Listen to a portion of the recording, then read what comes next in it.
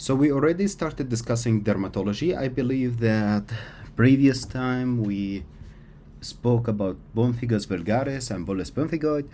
I hope you remember that the vulgar Russian guy in pemphigus vulgaris, he had an involvement of the oral cavity, and his name is Nikolovska positive.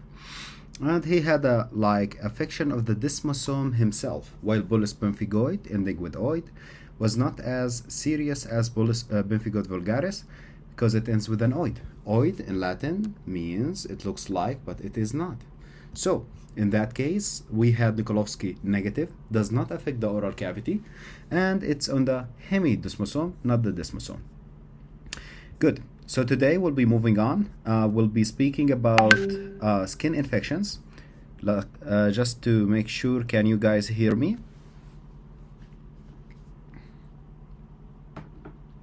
Okay. Oh my God, every person is choosing something different. That will be difficult to deal with. No problem. So let's take a look. Skin infections. So we have, oh, wait a second. We spoke about this. We did speak about this, I remember. Okay, so today we are going to speak about other blistering skin disease. What is a blister? A blister is bag of a fluid that can slough off. Okay, that is a blister, as you can see here. If it sloughs off, we call it to have a Nikolovsky positive sign. If it does not slough off, it has a Nikolovsky negative sign. So let's take a look. Dermatitis herpetiformis. Dermatitis herpetiformis include the following. Let me make sure I'm recording. So dermatitis herpetiformis include the following. First of all, does anybody remember in which disease did we have this dermatitis herpetiformis? We spoke about it before.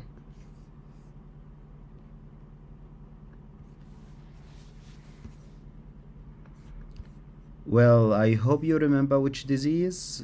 It was dermatitis herpes, but herpetiformis. It was in celiac disease.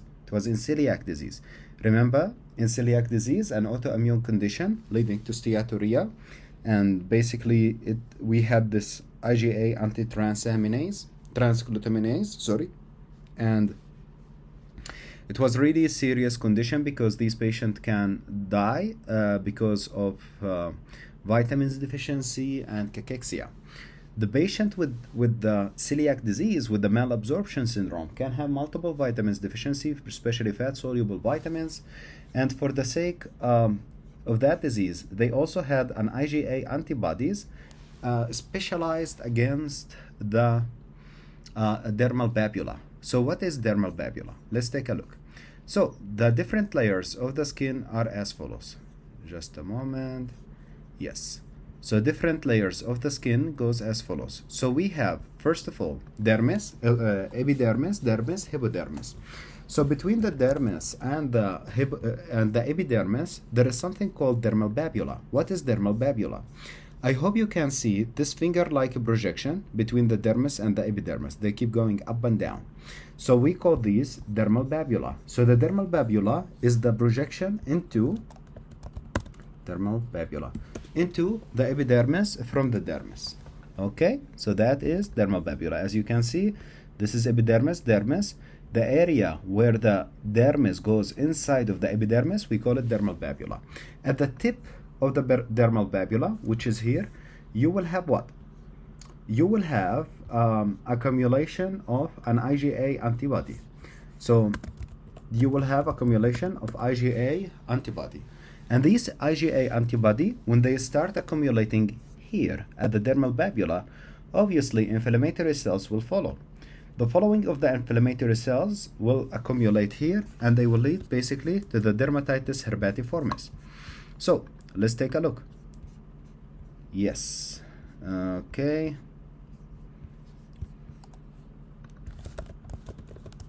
So how does dermatitis herpetiformis looks like? You will basically have this blistering skin lesion, in which it will be extremely pruritic, Extremely pruritic means really, really itchy. And the idea is it will be so itchy that the patient will be itching it so much so he starts to bleed. So they write, pruritic papules and vesicles and bulla. I hope you remember what is the difference between vesicles and bulla. Often found on the abdomen, in the elbow, knees, and the buttocks. Deposits of an IgA at the tip of dermal papilla. It's associated with celiac disease. The treatment is with dapsone and gluten-free diet. Gluten-free diet basically to treat the celiac disease, but the dapsone, nobody knows actually why it works, but it does. Erythema multiforme. Erythema multiforme is, first of all, you should take a look at it, then I will tell you what causes it. Erythema multiforme. Okay, so it looks something like this.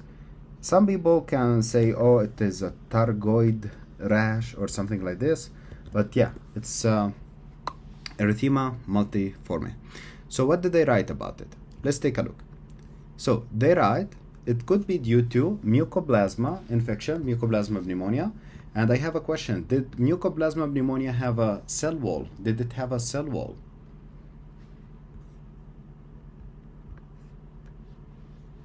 Mycoplasma pneumonia, did it have a cell wall? Absolutely, no cell wall. It was intracellular. That's correct. Do you remember which? Oh, you did not study this yet, but basically it can lead to an interstitial type of pneumonia. Interstitial type of pneumonia. Okay, the next thing is going to be herpes simplex virus as well. So both of these lead to a targoid lesion, not a target lesion. Target lesion, where did we see target lesion?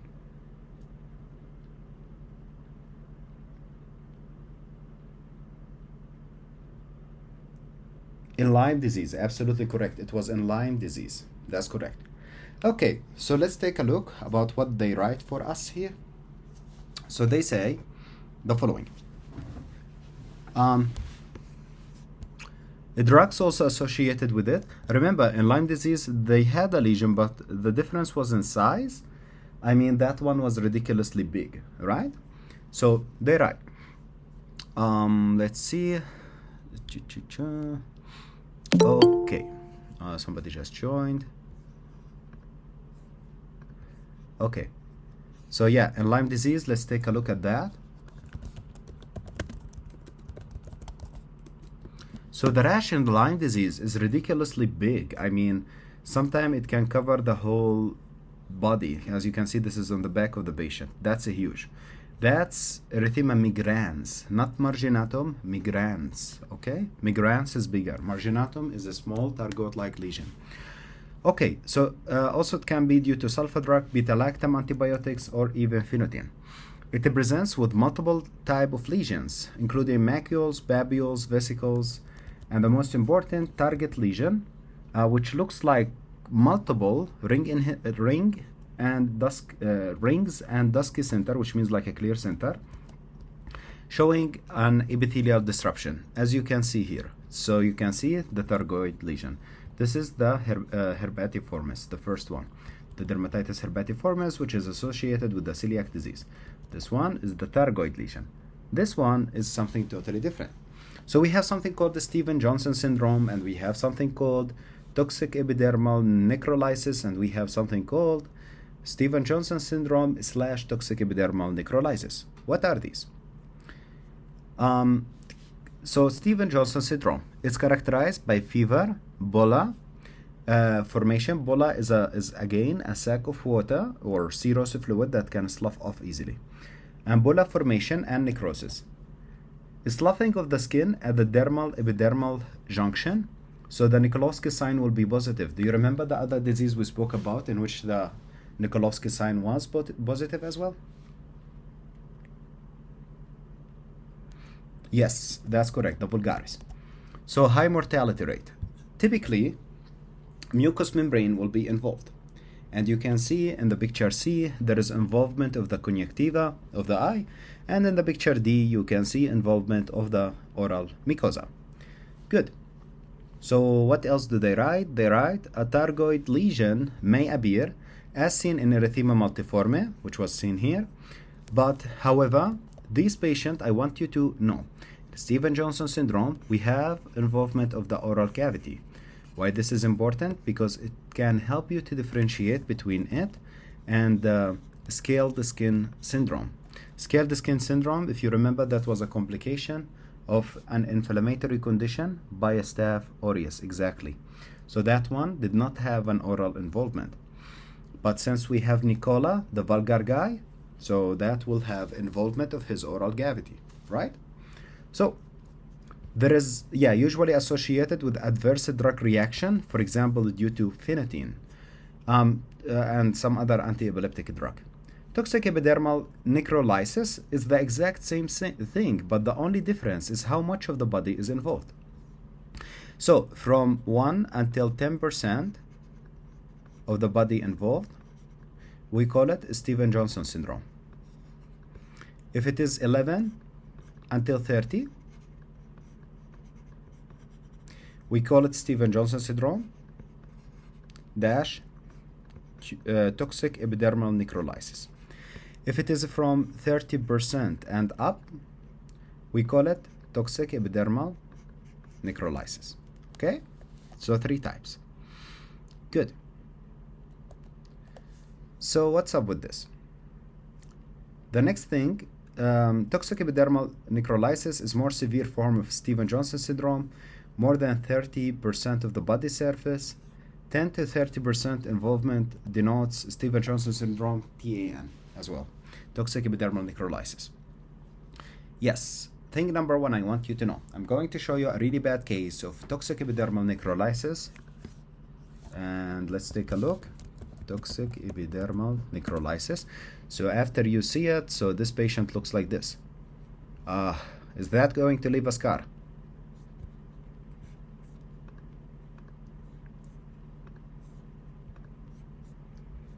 So it looks quite scary, and you can see the whole freaking skin of that patient has been sloughing off, but it leaves no scar. Okay? It leaves no scar.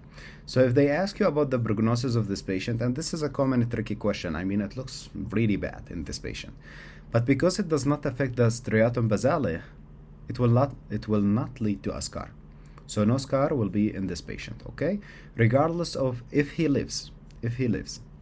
Regardless of the how bad it looks, it will not lead to scar formation. Yep.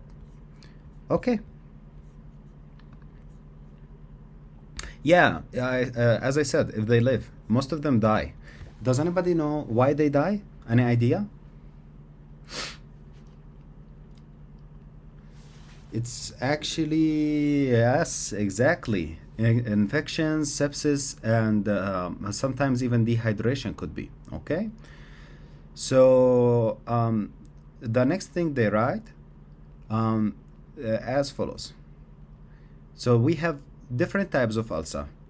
We have something called venous ulcer, arterial ulcer, and we have neuropathic ulcer. So they say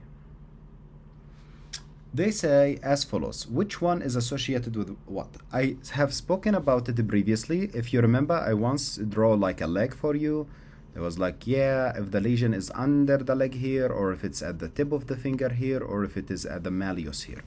So let's take a look and remind ourselves, what does that even mean? So a venous ulcer, it's due to chronic venous insufficiency.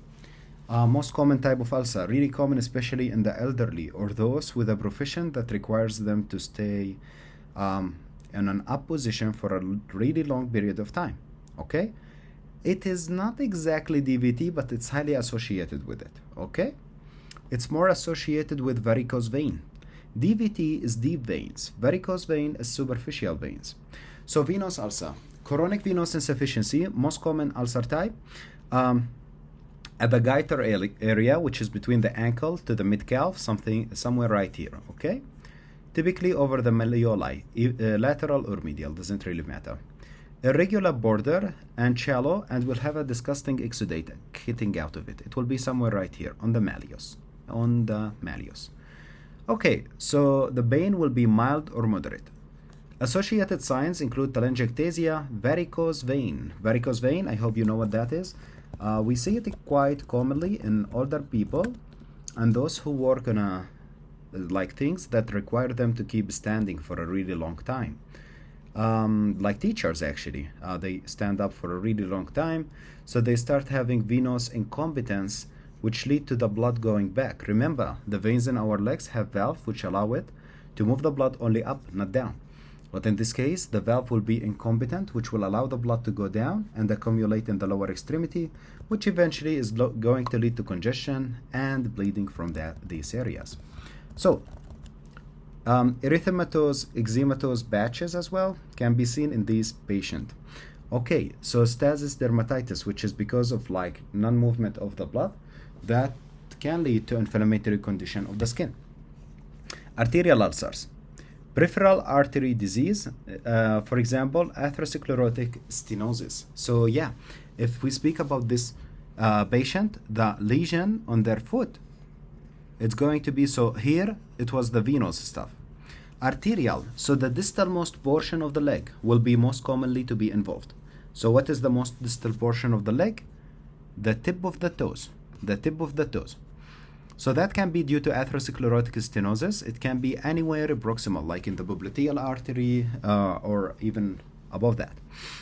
So the location will be in the distal toes and in the anterior chine and also at the pressure points. So that's the most common location, but most commonly for the sake of the USMLE, they will give you the distal toes. So what they write about this? So the appearance is going to be symmetrical, well-defined bunch-out appearance. So if you take a look here, it looks like somebody just like ate it, right? That's the bunch-out lesion. However, the pain will be horrible in this one. In venous, it's going to be mild, but in arterial, it's going to be horrible. Why? Because the tissue is getting like basically zero circulation.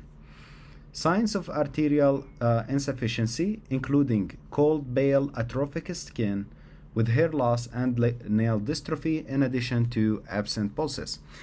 Let's imagine that this is the leg. And this is an artery getting in it. So this is an artery, this is a vein, and this is the leg. In case of venous insufficiency, the problem is here. So most likely here, it will be filled with the blood. As you can see here, it's congested. But in case of arterial insufficiency, the organ will be pale, cold, atrophic, because no blood has reached it, in addition to absent pulses. Neuropathic ulcer, however, which is the last type of ulcer, if I draw the exact same leg again, so here it was the venous, here it was the arterial, and under it, at the plantar surface basically, it's going to be, and the heel as well, it's going to be what? It's going to be the diabetes one. So peripheral neuropathy, especially in diabetic foot, it's most commonly in the bony prominence. Why? Because basically it's a bone hitting against the skin, okay? So there is a mechanical trauma from the bone hitting against the skin, in addition to poor arterial blood supply, in addition to the patient not feeling anything. If the patient does not feel his legs, he's more likely to hit them, traumatize them without him having any sense of pain. So bony prominence, metatarsal heads, and heel can be affected. So if you don't know what is the metatarsal heads, it's basically like your knuckles but in your leg, okay? So hyperkeratotic edge with undetermined borders, as you can see here. So this is the finger of the patient, of course, and it's most commonly to be like at your plantar surface of your leg. So the pain was no pain. Why? Because peripheral neuropathy, they don't feel anything. That's why they got it in the first place. Claw toes can be seen in addition to the Charcot joint and absent reflexes because of the neuropathy. Okay, let's take a look at a few pictures of diabetic neuropathy. Diabetic foot, basically. Okay, so sometimes it looks disgusting actually because they can have this gangrene in it. And yes, you can see it's mostly at the plantar surface of the leg, right? Plantar surface of the leg. And yeah, I have a question. See, this one is, yeah, this is a really bad case. Is it painful? Is it painful? Nope, it's not. Absolutely not. Okay, good. Nice. Oh, see this? This is venous insufficiency, but in the same time, don't be tricked. This can be a sign also of diabetic foot. This is the beginning, guys. This is the beginning. If somebody has something like this, tell him, dude, focus on your diabetes, because otherwise we will have to do something like this. You don't want this. And you need to check the patient for sensation using something called like a test. It's called like a tonofilament test. Just a momento. Diabetic foot test.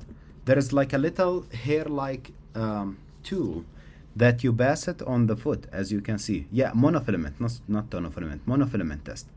Yeah, so you pass it on the foot and you ask him, do you have sensation here? Do you have sensation here? Do you have sensation here? Yes, so that is the monofilament test. The monofilament test. Okay. Good. So let's speak about the next thing.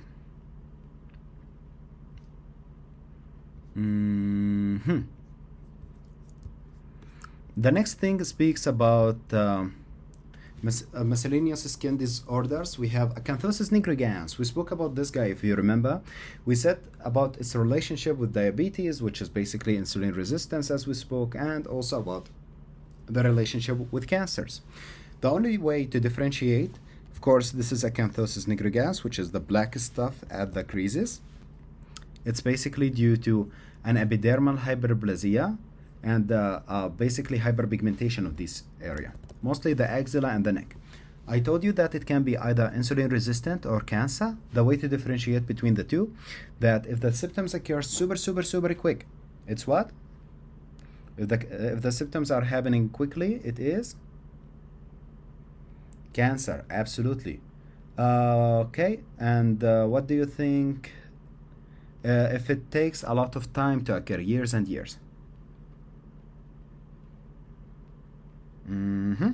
Absolutely, that is correct. Diabetes mellitus, or insulin resistant, to be a more wider type of yeah. So they say the next thing that says okay, next thing they say, associated with insulin resistance like diabetes, obesity, and Cushing syndrome. All of these diseases, and PCOS, which is polycystic ovarian syndrome, all of these diseases have insulin insensitivity, and thus they can have acanthosis nigricans. Does that mean if we reduce the weight of the patient and he had acanthosis nigricans, it will disappear? Absolutely, yes, it will disappear. Yes. Okay. So the next thing it says as follows. Yes, associated with insulin resistance and visceral malignancy, it can be gastric adenocarcinoma. Gastric adenocarcinoma. So actinic keratosis, in the other hand, it's a precancer lesion. Okay, it's a precancer lesion. So if somebody have an actinic keratosis, let's take a look at it first of all. Okay, yeah, it most likely is going to be an elderly patient who's exposed to the sun for a lot of time, which is the most common profession to be taught for you in the USMLE. It's a patient who works as a farmer, okay? It's, a gardener, farmer, mostly farmer. And because they are still, like for a long period of time, under the sun, they have this precancerous lesion known as actinic keratosis. It's scratchy, which means like it's crusty, sorry. It's crusty, which means if you put your finger over it, you are going to feel like this rising of the stuff. Okay. So they say, it says something like this. Pre-malignant lesion can be caused by a sun exposure, small, rough erythematous or brownish papules or plaques. So you can see in C and D, this is the crustation and the crustation on the hand. And they say small rough erythematous or brownish papules on blacks. Risk of squamous cell carcinoma is proportional to the degree of epithelial dysplasia, which means that it leads to dysplasia, which is a precancerous lesion, but eventually can become cancer. By the way, guys, just a quick note, upper lip and lower lip of the patient. The upper lip can only develop basal cell carcinoma, and the lower lip will be squamous cell carcinoma. How do you remember that? Bullshit. Bullshit. Basal cell carcinoma, squamous cell carcinoma. Upper lip, lower lip. Bullshit. Okay. So, the next thing to speak about is erythema nodosum. Erythema nodosum, where did we see it already?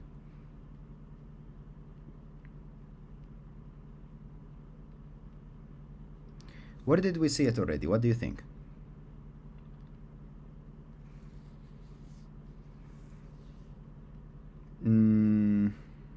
TB, I'm not sure what lip mean.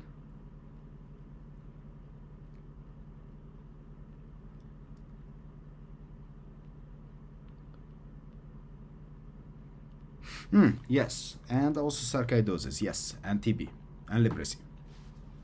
So it's basically, a painful raised inflammatory lesion of the subcutaneous tissue, paniculitis. Paniculitis means inflammation with the subcutaneous fat, usually on the anterior chine, which is the anterior of your leg, often idiopathic, but can be associated with sarcoidosis, coccidiomycosis, histoplasmosis. These are fungi, systemic fungi. TB, streptococcal infection. Let's take a look at picture E. You can see here the erythema nodosum. Also with leprosy, which you can appreciate, they write here. And oh, sorry. Wait a second. I was like, yeah. So this is the erythema nodosum, and this is the leprosy. So how they mention leprosy in the USMLE? They will tell you about a lesion that the patient does not feel, because they become as sensitive at the area of the lesion. Eventually, it becomes more, it changes the color basically. It becomes more pale, and eventually you can see this is the leprosy here. And eventually it's going to progress, and they can lose their limbs, right? Is it infectious? If somebody has leprosy, will you have leprosy if you give him a kiss? The answer is yes. It's transmitted by contact. How exactly, we don't know, but it's with the contact of the patient. That's why the patient who have leprosy, back in time at least, there used to be a specialized hospital for them to stay away from the population, okay? Now, leprosy is majorly eradicated, so just in some developing countries you can see one case here and there, but in general it is eradicated. You don't see it that often anymore. See the hypopigmented senseless lesion? That's leprosy. Okay? That's leprosy. Okay, if you bring a knife and you stab this baby here, will he feel it? He will not. Okay, well, if you go deeper, but he will not feel the skin basically. So, also, inflammatory bowel disease can have erythema nodosum, especially ulcerative colitis. Lichen planus, it's a disease that is, personally, it used to be really difficult for me until I finally understood what they want from me. So this lichen planus, first thing to know about it, that it is associated with hepatitis B. So if a patient has hepatitis B and he has a skin lesion that looks pinkish, start thinking lichen planus. So, the C for hepatitis C. It's a pruritic, which means itchy, purple, color. Polygonal plantar papules. Plantar means like, the plantar surface, for example, of your leg. And also it can, papule, it's papule, and blacks, which is wider than papule. But it can be palpated. I mean, if you put your hand over it, you can feel it raised. So, it can have mucosal involvement, which represents with something called the Wickman stria. I find it interesting they don't show you a picture of it here, because on the exam they do show you that.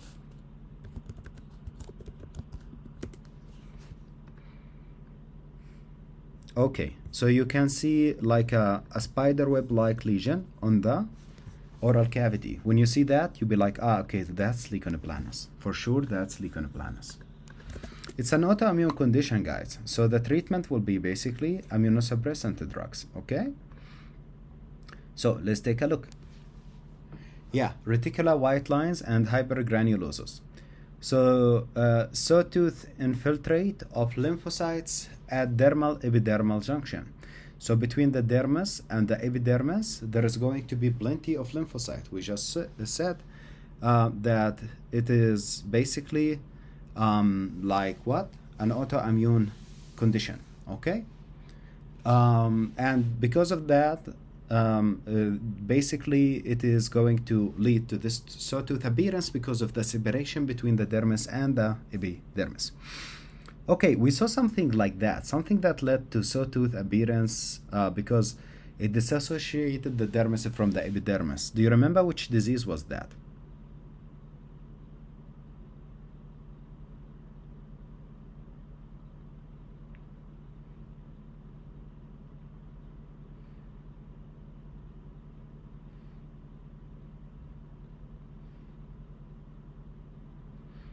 It was the Bemphigus vulgaris, guys, up here. Remember the tombstone appearance?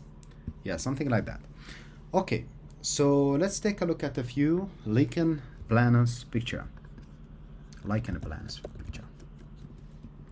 So they like to show you the oral cavity one, which is the easiest to spot, but they can show you like a hand or a leg. It will be really itchy in this patient, but really it's really difficult to differentiate it from anything else. You know, they must tell you about the hepatitis C if they want you to differentiate it from anything else. Okay? So the next one, pityriasis rosea, also known as the hairlid patch.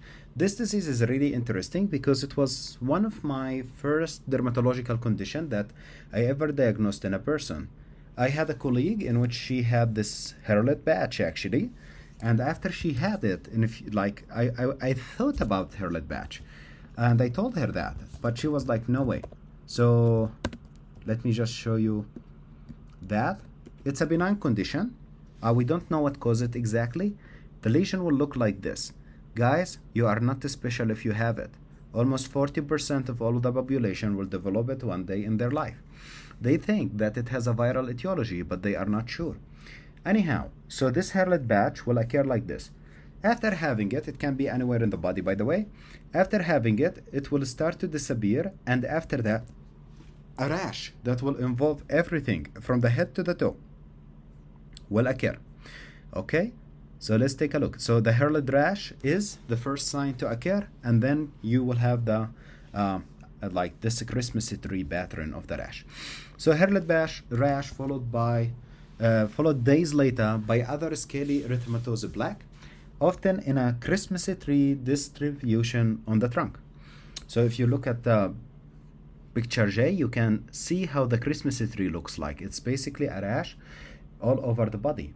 Multiple pink blacks with colorate scale will be, which is basically in this case they gave a person from the black population, so it is a little bit difficult to visualize the pink papules, but basically it is like this. Can you see? It's all over the back.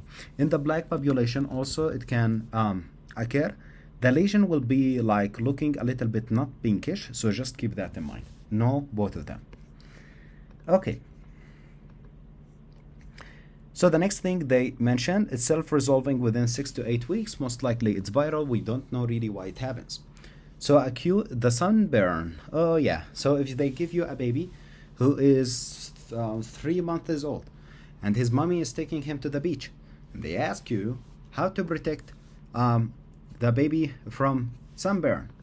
1. Sunscreen,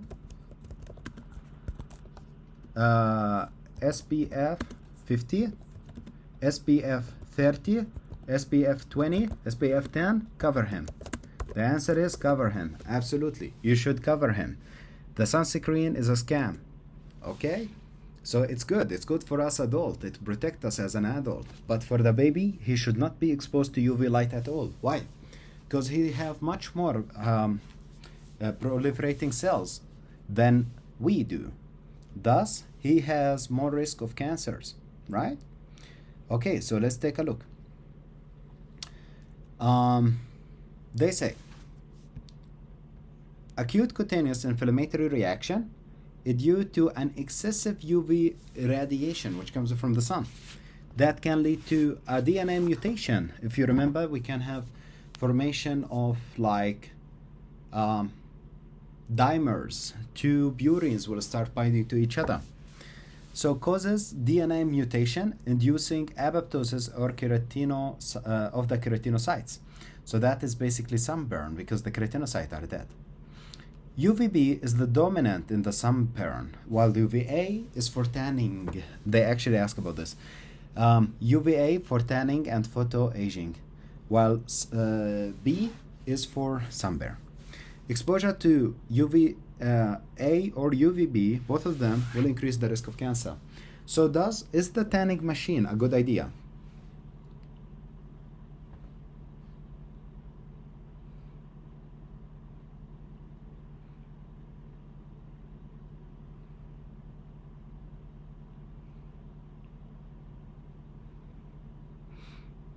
It's a really bad idea. It can lead to cancer itself.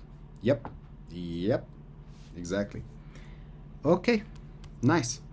So let's have a little break, come back after the break, finish up with the skin stuff, and yeah, after that start with the pharmacology right away. So see you guys in 10 minutes. Resume the recording.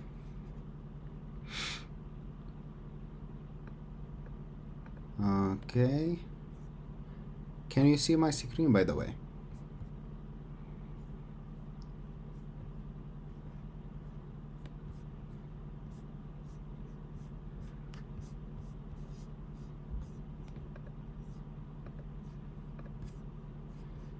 Okay, let me just check. Okay, screen shared. Let's start.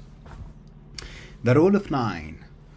Our body is subdivided into multiple compartments. Each compartment approximately makes 9% of your body, except one of them. So, your head, the entire head is 9%. 4.5 anterior ward, 4.5 posterior ward. So this is looking to you, this is looking to the other side.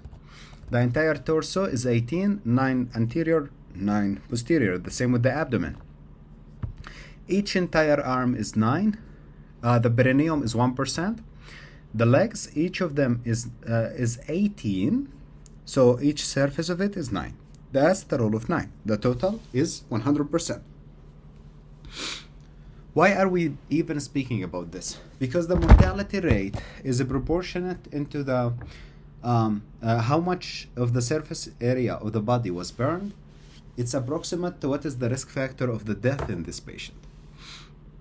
So for example, if we speak about a patient who has 40% or more of this, the patient is going to basically have a much higher risk of dying. Okay? So let's see. Burn classification. So we have superficial burn. The epidermis only will be affected in this case. It's quite really painful. Why? Because your nerve actually is still intact, so they can sense the pain.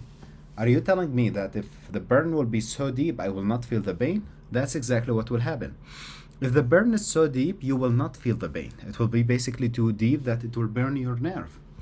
So yeah, similar to the sunburn, localized dry blanching, redness with no blisters. Blanching means when you push on it, it disappears. Superficial, partial thickness burn, epidermis and the papillary dermis. Remember the papillary dermis? When we had IgA antibody depositing on it in case of celiac disease, we had dermatitis herpetiformis. In this case, however, it's burned the whole epidermis and it has went into the papillary dermis. In that case, you will have blisters and it will blanch with the pressure, swollen or warm. However, it's going to be painful to the temperature, okay, and air. Let's say that you have a patient, just like, or you, for example, your hand got burned, like you burned your hand somewhere. By steam, for example, or by something. What is the first thing to do? Should I put sugar on it, salt, toothpaste? What should I put on it? Yes, only water. All of the other ones I just mentioned, they are stupid things to do. You just have to open the water, keep your water under it for a long period of time. Why? Because let's say that that's your finger. Something has burned you, so the temperature of your finger here now is super high, right? It's super high that it's still burning the tissue around it, right? So you want to decrease the temperature of your internal tissue, because otherwise it will keep causing damage. You need to stop the damage by reducing the temperature by putting the water, okay? Deep partial thickness burn. This one is when you start going deep, that's it. It is painless. Until you are at the papillary dermis, you can feel it. But if you go deeper in the dermis, at the reticular dermis, you cannot feel it anymore. Why? Because in the reticular dermis, you have which thing? You have the nerves, right? You have the nerve.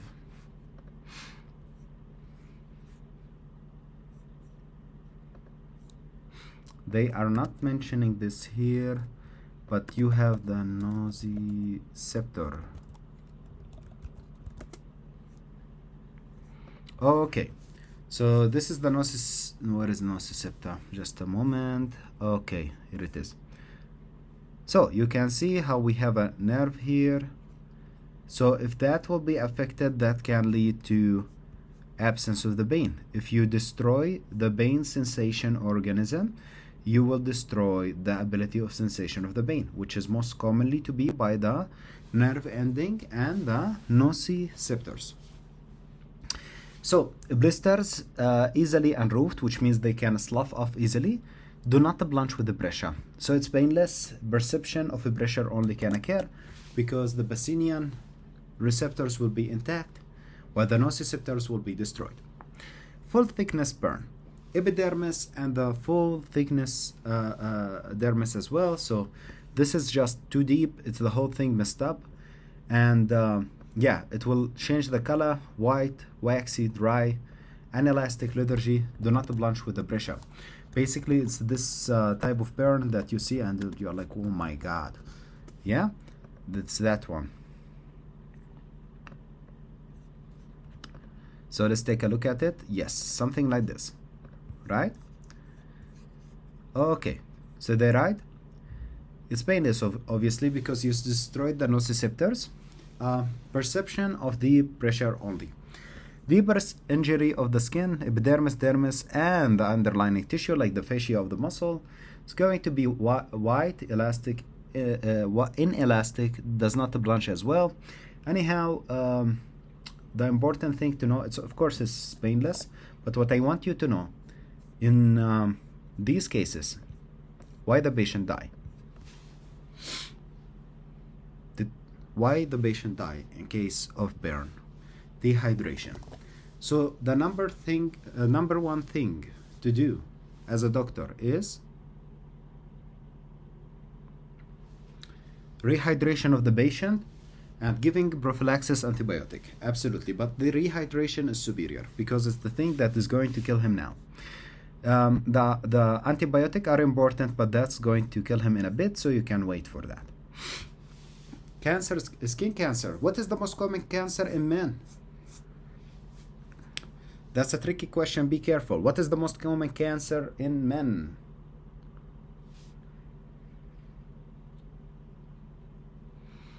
See, I told you it was a tricky question. So in first aid, you saw that most common cancer in men was prostate, then the lung, then the colorectal cancer. And in ladies, it was the breast cancer, then the lung, then the,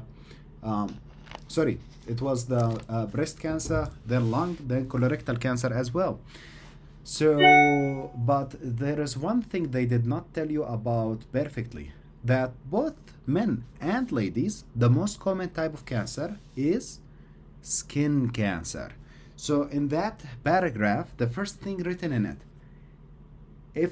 if not of skin cancer, these are the most common. So the most common overall is actually skin cancer. Why people get skin cancer most likely? Why do you think people get skin cancer most likely? Absolutely, from the sun. From the sun. Absolutely correct. Okay, so let's take a look.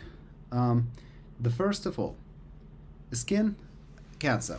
Basal cell carcinoma is more common on the higher lip and the squamous in the lower lip. Remember, bullshit, right?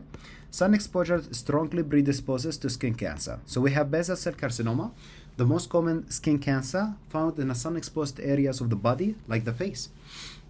Locally invasive, but rarely metastasized. So most likely it's going to stay in that place. So can it kill you? Pretty unlikely, okay? So basal cell carcinoma, yes, it can disfigure you, but it cannot kill you, more likely. Basal cell carcinoma also appear as a non-healing ulcer with an infiltrating growth. So let's take a look at this one. Can you see it has this ruled borders in which it's look like rolled up borders? That's basal cell carcinoma. And infiltrating growth sometimes in which it looks like a wound that is not healing. It's like, doctor, I have been having this wound for 3 months already and it's not getting better. Keeps bleeding and it's annoying, doctor. What should I do about it? Well, we should biopsy it first of all. Okay. Or a scaling plaque. Superficial basal cell carcinoma. So you can see it's scaly, which means like if you try to touch it, you will feel that it is a little bit rising above the skin, right? So let's take a look about the next thing. So they write,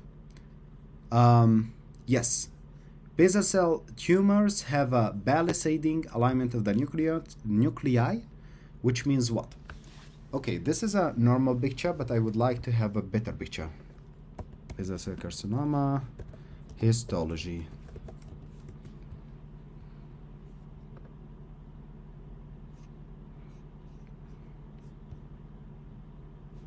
Okay, I like this one. So, there is something called palisading. What is palisading? Basically, if you have a fence in like around your house, you know, like if you have this fence around the house, it's going to have this palisading, which means up and down. Palisading, okay? So that is palisading. Basically, it's like a fence around the house, okay? So that is palisading. Okay, so let's take a look here. They say, they are writing for us here that, let's see, yes, palisading aligned the nuclei, which is like, as I said, you can see how they are like a fence here, right? And they have this whorled lesion, which means like it's going around it, whorled lesion. So they say, keratoacanthoma, I like this one because it's easy to diagnose. Keratoacanthoma seen in a middle-aged and elderly individual, rapidly growing and resembles squamous cell carcinoma. It presents as a dome-shaped nodules with keratin-filled center. So if you take a look at it, you can see it's going up, but in the middle there is the deposition of the keratin.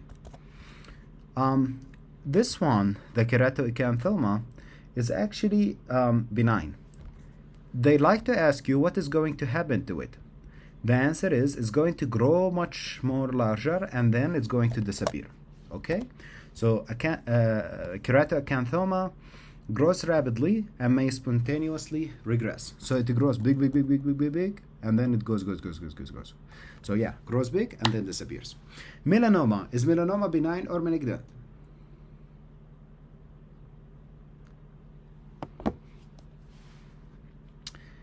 That's the trick. Like a lot of people see OMA and think always that it's benign. That's not correct. It's malignant.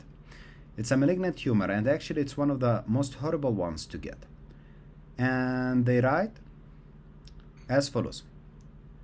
They write, in this patient, melanoma, common tumor with significant risk of metastasis, S100 tumor markers. It is associated with, when I say something is S100, please know that it comes from neuronal crust cells. So it's associated with a dysplastic nevi. So some person who had a nevi that went wrong.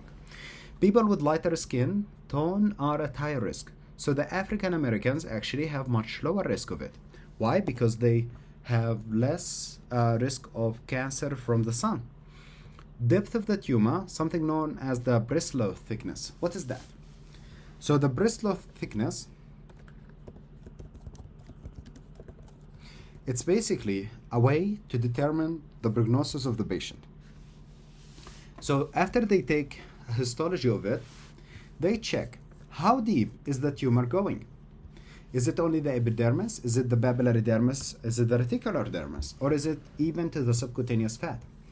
Basically, the deeper the Breslow index is and the higher the number means the worse the prognosis. So the higher the number, the worse the prognosis.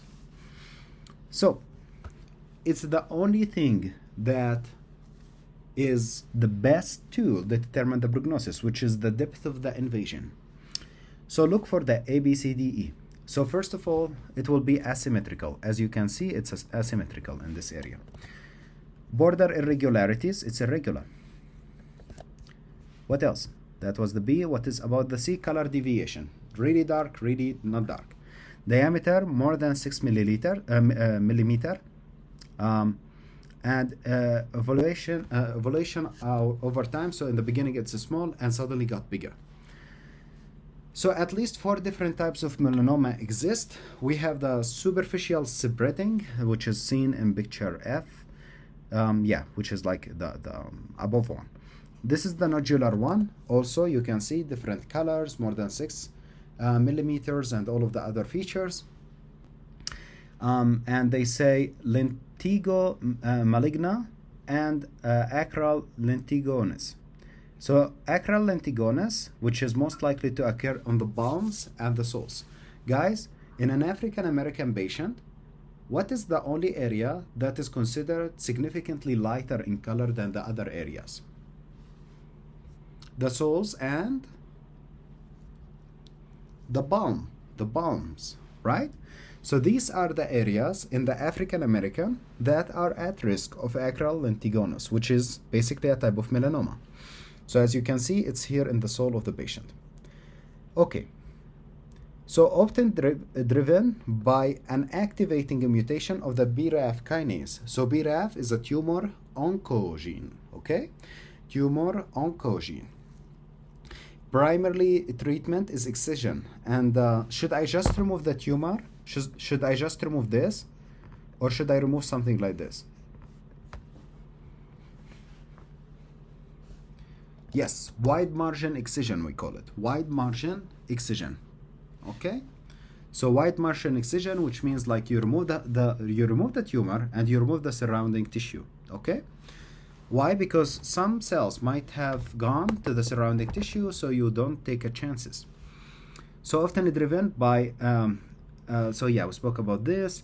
Advanced melanoma are treated with immunotherapy because even if you remove it, it's all over the body now. So you give avelumab, which is basically a monoclonal antibody that works on the tumor checkpoints, and the BRAF inhibitor like vemurafenib, which works exactly at the tumor oncogene. Squamous cell carcinoma, the second most common skin cancer after basal cell carcinoma. It's associated with an immunosuppression without looking, guys. Squamous cell carcinoma, upper lip or lower lip, without looking. Excellent, good. It's associated with immunosuppression, chronic non-healing wound, and occasionally arsenic exposure. Back in time, in the early 20th century actually, late 18th century, so basically like 19th century, the late period of it, and the 20th century as well, patient from people actually from the nobles in Great Britain, for example, they started getting poor, especially after the French Revolution. You know, there was nothing as noble anymore. People started to become the same, especially in France and basically Great Britain. Why I'm telling you this? Well, basically, the noble's lady, still had this feeling that I'm a noble and I should not work. But in the same time, they had to have food, you know, they had to work. So they used to go and work in the fields, okay, and get some money for them to live. However, they did not want the group around them to know that they are working because they are noble. I'm noble, I don't work. So because of that, they used to put arsenic on their skin. Why? Because the arsenic makes your skin really, really white, okay? And if it makes it white, people will not know that they were working on the field, and that darkens their skin. Why I'm telling you about this? Because I just want you to remember that arsenic increases the chance of squamous cell carcinoma, okay? Yeah, so that these ladies had plenty of squamous cell carcinoma. So commonly appears on the face.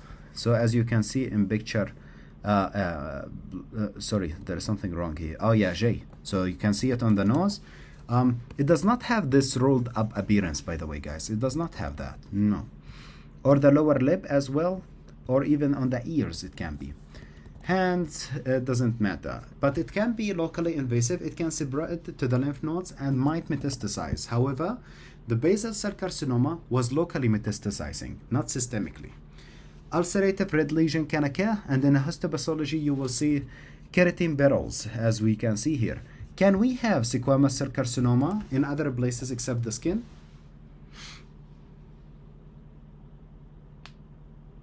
Yes, we can have it in the lung. We can have it in the cervix. We can have it in the esophagus. Yes, a lot of places. Good. You can have it in the neck. You can have it in the head. You can have it in the throat. Actinic keratosis, a scaly plaque that is a precursor for squamous cell carcinoma. We saw that. It was that crusty lesion that I showed you. So now let's start speaking about the pharmacology of MSK. Now, let's say that this is a cell, a macrophage. From the cell wall, we have a membrane phospholipids that can basically be converted to arachidonic acid with the help of phospholipase A2. Arachidonic acid can be converted basically to leukotrienes or basically endoperoxides, which include the thromboxane A2, prostaglandins, and the prostacyclins. So, for the sake of converting it to arachidonic acid, we need 5-lipoxygenase. And for the endoperoxides, you need COX-1 or COX-2. So let's take a look here. Steroids, such as glycocorticosteroid, can inhibit the phospholipase A2 and can also lead to inhibition of NF-kappa B. Both of these function can decrease the amount of both leukotrienes and of the prostaglandins, which means less inflammatory reaction. In case of asthma, for example, the steroids significantly help. Why? Because the leukotrienes, for example, increase the bronchial tone and lead to bronchoconstriction. So when you use a steroid, it both decreases the inflammatory part of the asthma and also lead it to bronchodilation because of the reduction of leukotrienes. So the arachidonic acid now can make us leukotrienes by the pathway of 5-lipoxygenase. So the leukotrienes, we have the C, D, E, and B. The B4 is responsible for neutrophil chemotaxis, while the C, D, and E are responsible for bronchial tone, increased bronchial tone, which means bronchospasm and exacerbation of asthma. So we have inhibitor for both of them, which can be utilized in asthma to decrease the bronchospasm. That include 5-lipoxygenase inhibitor like Xylitol, and we have the Leucast. The Leucast directly works at the leukotrienes themselves. The COX, however, works in a little bit in different mechanism. So we have a prostacyclin or prostaglandins I decreases the platelet aggregation and reduces the vascular tone, which can be useful in some diseases. Thus, we have invented a drug that works like him called apoprostenol. The next drug goes as follows. So somebody used to tell me like it's I don't know, it might sound like a stupid mnemonic, but He just like abebrostidol, he just made it look like a bicycle. I don't know. Well, if it works for you. Prostaglandins E2, not I2, but E2 is for fever. You are correct. So also prostaglandins E1 is for the vascular tone. E2, it's true that it increases the uterine tone, but somebody said about the fever. You are correct. And F2 increases the uterine tone as well. You are like, why would I even think about increasing the uterine tone? That means the uterus is going to contract. Why I would like to have my uterus, not my uterus, the patient uterus contract? Because you want to induce labor, you want to stimulate labor. So they made the drugs that work exactly like it. You can put it directly on the uterus, like on the cervix, or you can inject it, but mostly they put it directly. I mean, the physician wear a glove, put it on the glove, put it inside of the cervix, and that's it. The woman start having contractions. It is the Schieber way of oxytocin, right? So prostaglandin E1 decreases the vascular tone, or erbrostedyl can be a drug. Finally, thromboxane A2 leads to platelet aggregation and increased vascular tone, and that's why we use aspirin. So aspirin irreversibly, or NSAID reversibly, inhibit both COX-1 and COX-2. Guys, arachidonic acid makes this and this. If I inhibit this, what do you think will happen to the amount of leukotrienes?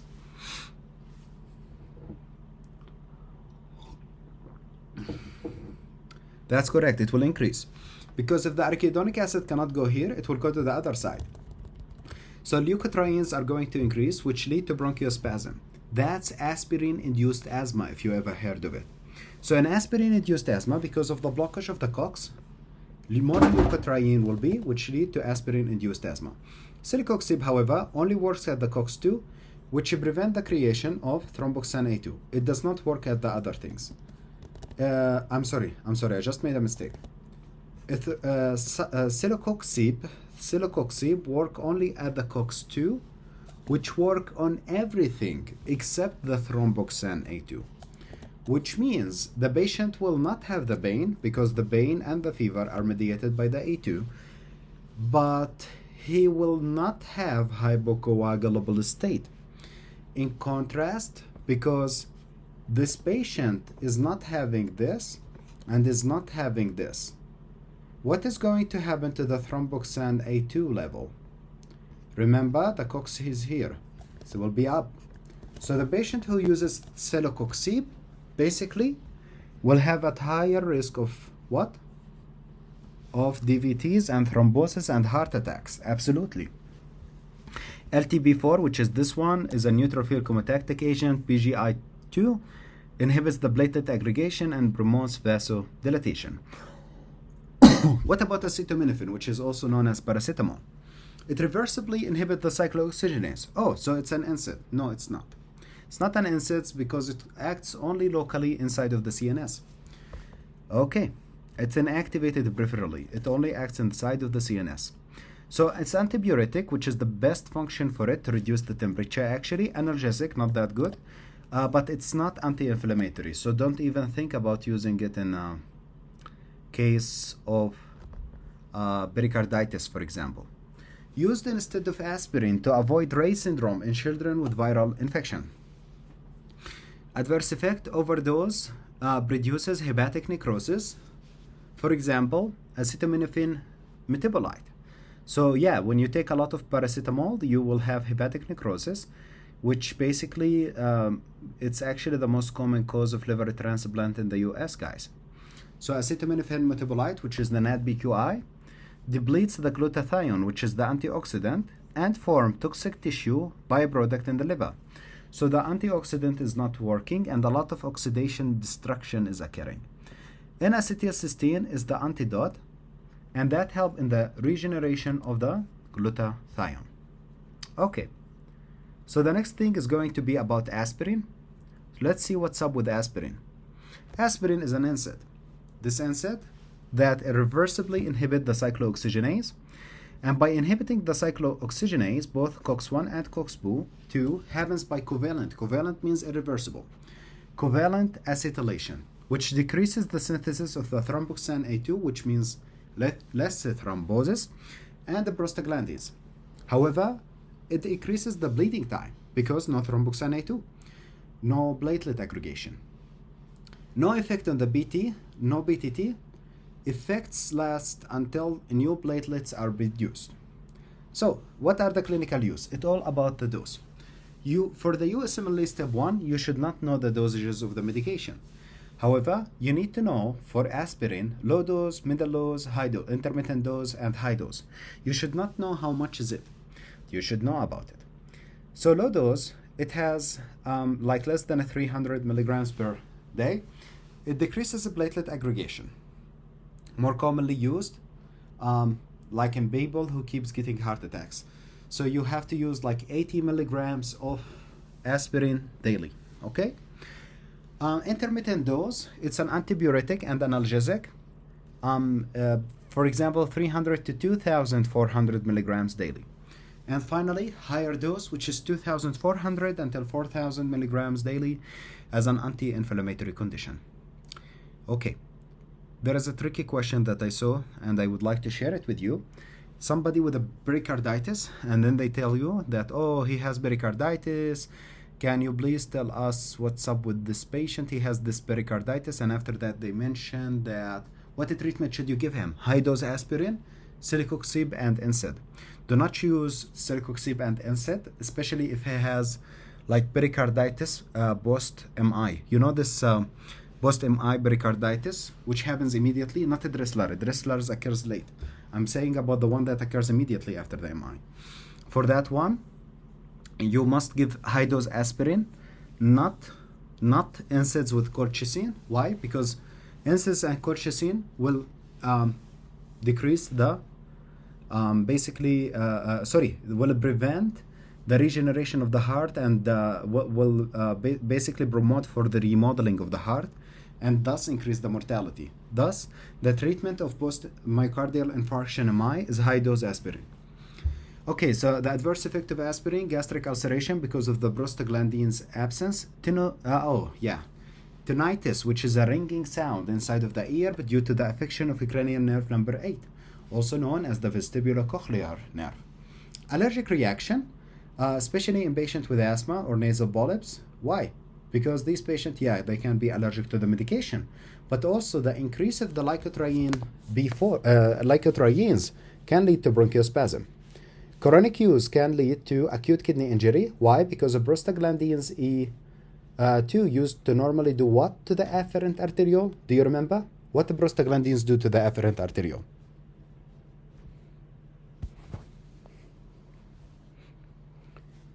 No, prostaglandins normally dilated, but when you use the aspirin, it will become constricted. That will lead to the acute kidney injury. Also, it can lead to interstitial nephritis, and which cell you will find in the urine in interstitial nephritis? Eosinophils, absolutely. GI bleeding because of ulcers. Risk of Reye syndrome in children treated with aspirin for viral infection. The only disease you are allowed to use aspirin in is Kawasaki for children.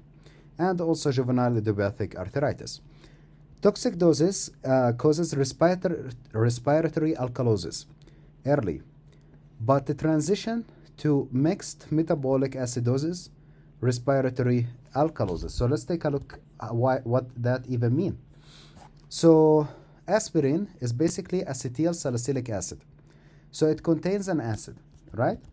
So if somebody gets toxicity from it, he will have which pH disbalance?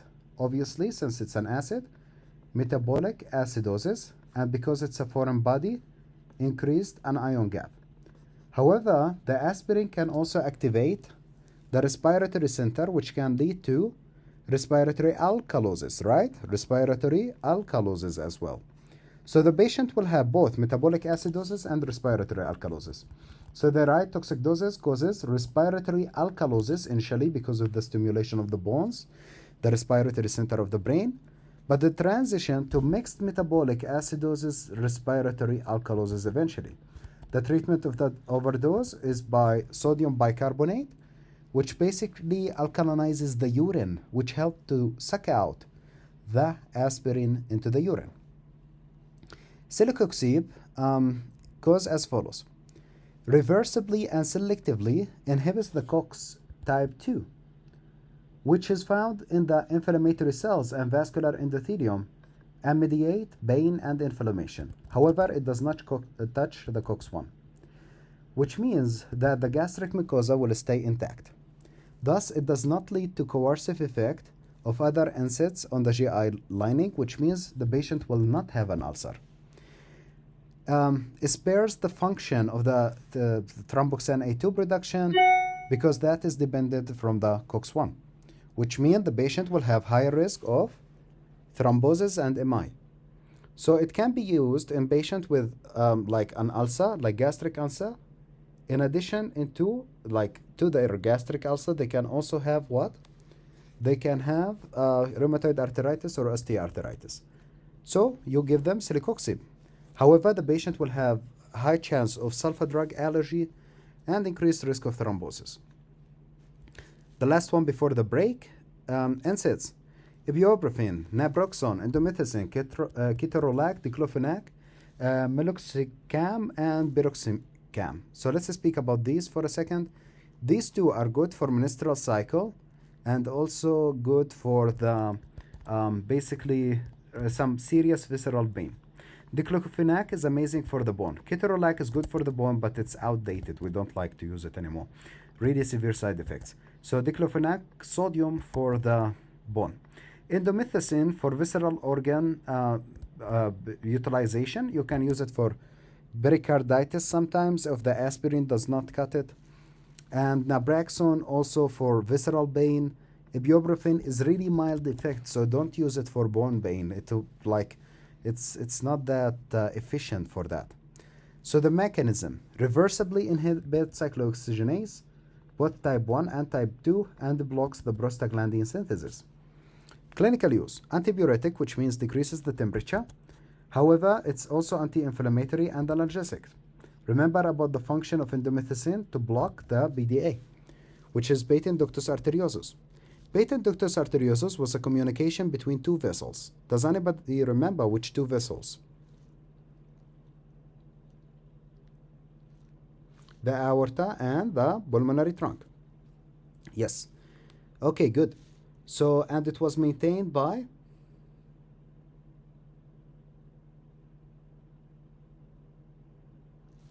Okay, yes, by prostaglandins, and yeah, basically that is correct. Good. They say indomethacin is used to close the BDA. Adverse effects include interstitial nephritis, gastric ulcer because no prostaglandins, renal ischemia because normally the prostaglandins dilate the afferent arteriole, if you remember, and if the afferent arteriole will be shut, there will be less perfusion, and that will lead to the death. Aplastic anemia, it's also really serious. It will decrease all types, not one type, but all types of the basically white blood cells, red blood cells, and the platelets, all type of the blood cells. Okay, guys, let's take 10 minutes break. We'll come back and finish it up. See you in 10. The next thing to speak about is leflunomide. Leflunomide is not a famous drug, actually. It's not famous drug. It is reversibly inhibits something known as the dihydrourate dehydrogenase, which is something that we saw in the third page of first aid, and it was related to the pyrimidine synthesis pathway. So if you come here, you can see leflunomide in the pyrimidine synthesis pathway. So that will block this process. So if you don't have this process, you will not have thymine. And if you don't have thymine, you will not have what?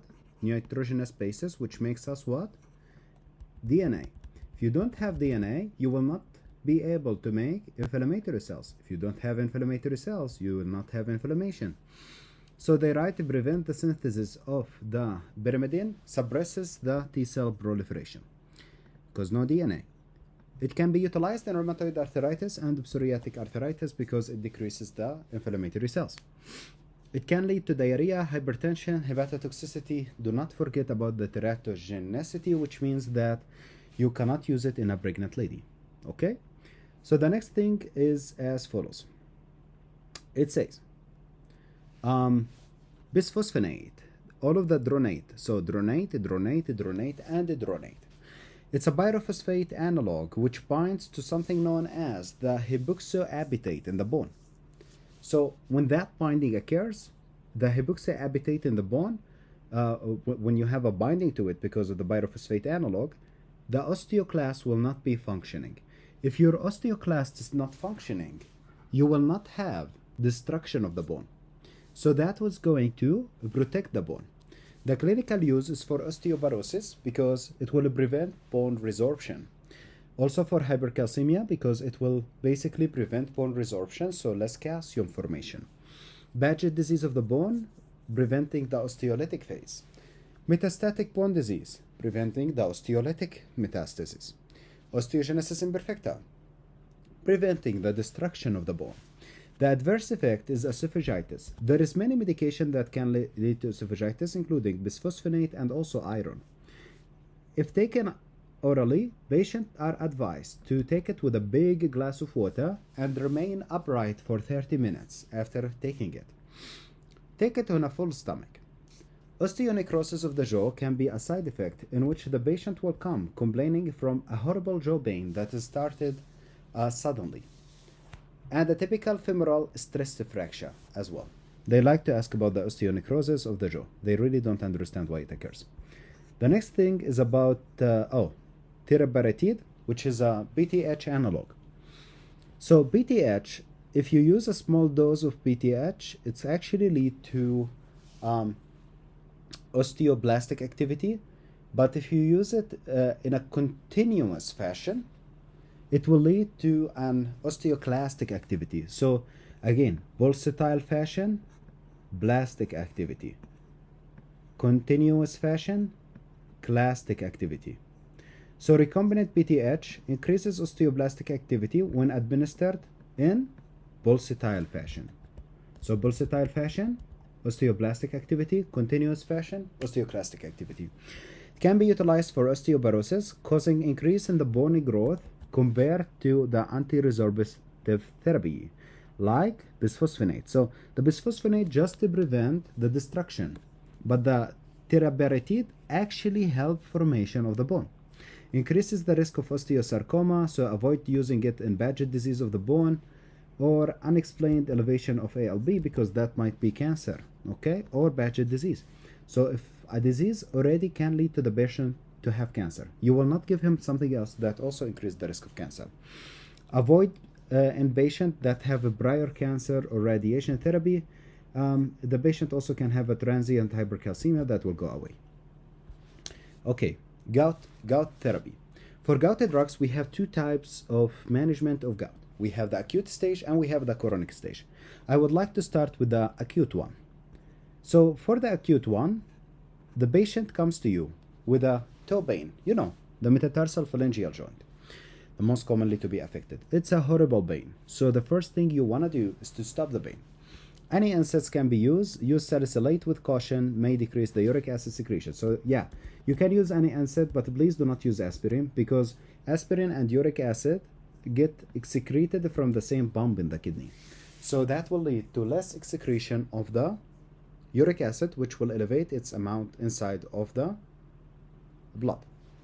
So also steroid can be used either orally, parenterally, or intra-articularly, which decrease the inflammatory cytokines by inhibiting the phospholipase A2 and the NF-kappa B. And colchicine. Remember about the colchicine. I told you that this is the macrophage. It has a phagosome, it has a lysosome. Inside of the phagosome, it has absorbed what? Uric acid. Inside of the lysosome, it's here, and they are going to connect these two to each other and form something called phagolysosome. Yes. But to do that, you need the microtubules. When the phagolysosome is formed, can you digest the uric acid? You cannot. So you will start secreting a lot of cytokines. It's a survival mechanism basically. And these cytokines are still unable to absorb the, basically destroy the uric acid. Thus, it's going to start secreting more cytokines, which lead to more inflammatory reaction. So colchicine is a microtubule inhibitor. So if you inhibit the microtubule, can you have phagolysosome? No phagolysosome. Can you have cytokine release? No cytokine release. Can you have horrible inflammatory reaction that probably is going to give you debilitating pain? You will not. Absolutely. Good. So colchicine binds and stabilizes the tubulin to inhibit basically the microtubule polymerization, impairing the neutrophils and the macrophage chemotaxis and degranulation. For acute and the prophylactic value, it can have some side effects. For example, it can lead to diarrhea, GI symptoms, and neuromyopathic side effects. Also can lead to myelosuppression and nephrotoxicity. The most important, actually, I know that sounds stupid, but it's actually the diarrhea is the most important side effects of colchicine. So the next thing is the chronic drugs, something that decreases the uric acid itself. So you see here, DNA can give you nitrogenous bases such as urines. Urine give hypoxanthine, xanthine, and finally uric acid, which can be excreted into the urine. So let's start with the xanthine oxidase inhibitor, which include allopurinol and febuxostat. They write allopurinol, a competitive inhibitor of xanthine oxidase, which decreases the conversion of hypoxanthine to xanthine and to urate. Urate is the same as saying uric acid. Also used in lymphoma and leukemia to prevent tumor lysis associated urate nephropathy, which is basically in patients with tumors. When you destroy the tumor, they are going to release plenty of DNA, which is going to be converted into purines and uric acid. So to prevent that, you just simply give allopurinol, but you should give it before you even start the chemotherapy. Increased concentration of xanthine oxidase active metabolite, azathioprine and 6-mercaptopurine. What does that even mean? Well, you need to keep in mind that xanthine oxidase does not only metabolize this. Xanthine oxidase also can metabolize these guys, azathioprine as 6-mercaptopurine, okay, to another molecules. So if you are inhibiting this, the amount of azathioprine and 6-mercaptopurine, which are chemotherapeutic agent, will also increase. So you need to keep an open eye on that. The next thing is febuxostat. It inhibits the xanthine oxidase. Think febuxostat. So makes the xanthine oxidase static. So it's halted. The exact same thing basically. Okay, so the next one, if you look at this area, you have here tubular reabsorption. So probenecid can inhibit the reabsorption, also high dose aspirin, which will lead to more uric acid in the urine. And yeah, a tubular secretion as well, as you can see, and it can be inhibited with some form of diuretics.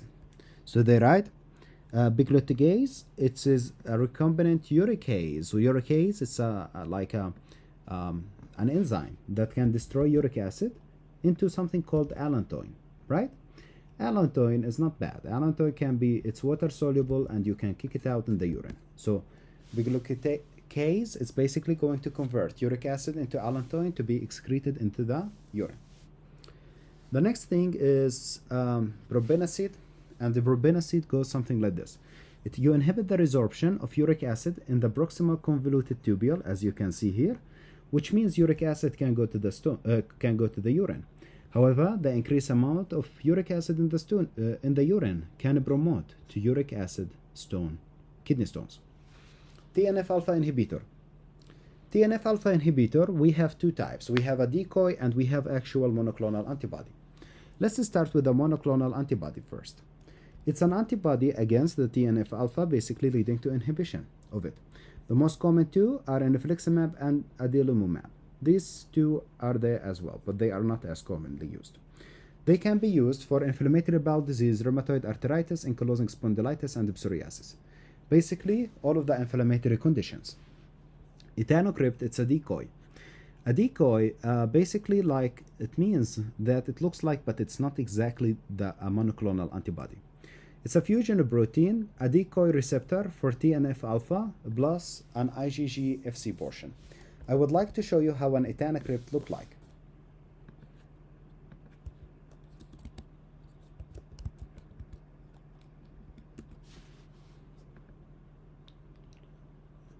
Okay, so you can see the decoy. So monoclonal antibody just look like an actual antibody, but if you speak about this etanocrypt, or some people say etanercept, whatever you want, etanocrypt for me. So that is going to be a decoy. That is a decoy. It looks basically different in structure, but the function is actually the same. What is the function? To prevent TNF alpha from doing its job. So that will basically lead to insulin inhibition, also utilized in inflammatory reaction. However, they don't really ask about that. What they really want you to know is this. You should know that a granuloma is formed in cases of TB. And a granuloma is basically a bunch of macrophages going around a TB molecule, a TB microorganism. So, and it's maintained by TNF alpha.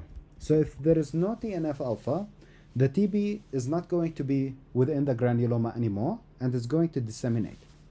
And that can lead to systemic illness. So predisposition to infection, including reactivation of latent TB, since TNF alpha is important in granuloma formation and stabilization. Okay, so it can lead to drug-induced lupus as well. Okay, the most important thing to know that in two diseases can become disseminated if you use a TNF alpha, which is hepatitis B and tuberculosis. Again, two diseases can be disseminated in case of utilization of TNF alpha inhibitor, that is tuberculosis and hepatitis B. And that's it for today's session. For the next session, please vote whatever you want to be the next system. We only have metabolism, neurology, psychiatry, respiratory, and reproductive left. So yeah, I can just tell you the following. Neurology will be a little bit long, psychiatry is super short, reproductive short but easy, and respiratory is going to be short. The interferon gamma does the opposite. The interferon gamma is utilized to form the granuloma itself, but not to maintain it. To maintain a granuloma, you need TNF alpha, okay? And then, but to form the granuloma, so I want to make a granuloma. What I have to do? So for making the granuloma, you need interleukin 2, interleukin 12, plenty of macrophages. You also need interferon gamma as well, right? Okay, I have a granuloma now. How can I keep it okay? How can I keep a granuloma formed as a granuloma? So to keep it, to maintain it, you'd need TNF alpha. I hope it makes sense. Okay, good. So I will see you guys on Monday with a new system. And yes, let's finish with this. We are almost done. So see you later, everybody.